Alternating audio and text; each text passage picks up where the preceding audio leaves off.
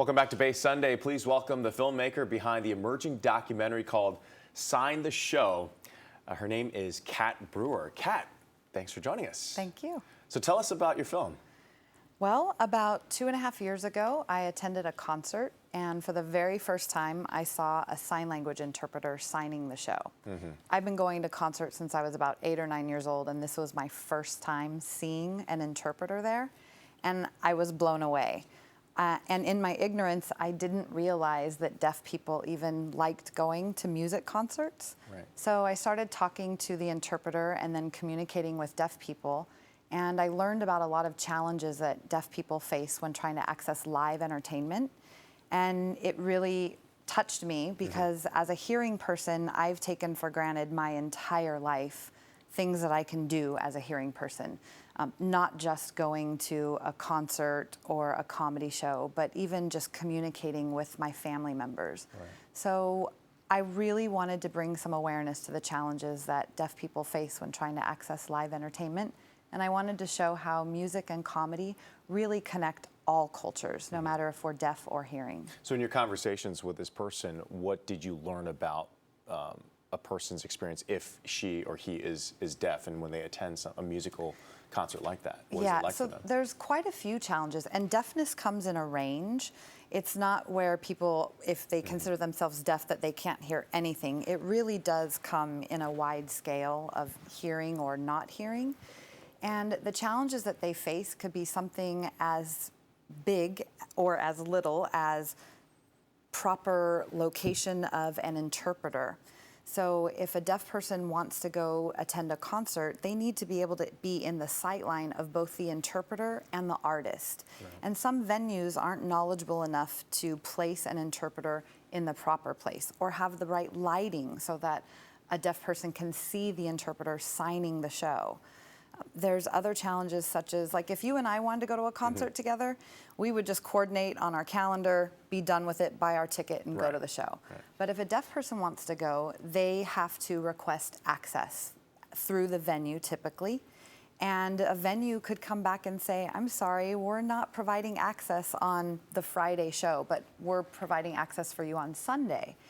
And the deaf person might not be able to attend the event on Sunday. That's not something you and I as hearing people have to take into consideration. Yeah, sometimes we take things for granted. We do. Well, we have a short clip from the film. Let's take a look. Any final words that you would like to say now that we've had this conversation that you can think of that I didn't ask? No, but I like what you're doing. It's cool. You know, it's like, I like anything that brings awareness to things that kind of get lost in the shuffle, but... Any final words that you would like to say now that... So that was Pat Monahan from Train. Yes. What was that discussion like, and what was the story there? Pat was great. Most of the people that I have interviewed, and I've spent the last 2.5 years interviewing deaf individuals, sign language interpreters, comedians, and musicians. And most of the people that I have interviewed have been so extremely generous with their time. And for a lot of them, it's their first time, especially as a musician or comedian, thinking about having deaf people at their performance. Some of them have worked with interpreters before, but some of them haven't really given consideration to the fact that, hey, what if I have an interpreter at every single show that I perform at? And what kind of access and inclusion would that allow for the deaf community? Right.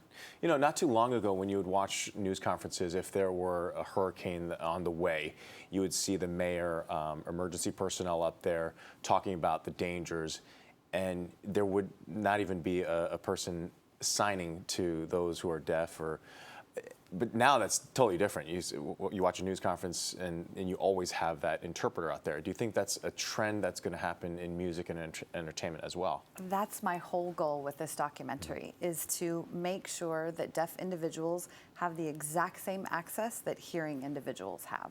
Right. And who are some of the other entertainers that you're hoping to talk to? Kelly Clarkson? Or? I actually interviewed Kelly Clarkson. Right. It took almost a whole year to coordinate the interview with her, but it was well worth it. She's a huge supporter of the deaf community. I've interviewed comedians like D.L. Hughley, Andrew Santino, Brent Morin, who's actually here in San Francisco performing this weekend. I've interviewed Sinbad, Train, Grace Potter and the Nocturnals, Michael Franti, who's also Bay Area, just a bunch of really fabulous people who are willing to just give me their time and do an interview with me, even though they have no idea who I am. Right. We don't have too much time left, but is that something, in order to coordinate something like that in an event, a musical event or a concert, how much coordination does it take to kind of incorporate that into the show? A lot. I do it all myself, and I reach out on social media, Twitter, Facebook, Instagram, and I'm still hoping to get Stevie Wonder and Lenny Kravitz. All right, Kat, thanks so much. For Thank more you. information, log on to signtheshow.com. That's signtheshow.com. And that is it for this week. We'll be back next week with more Bay Sunday. Have a great day, everyone.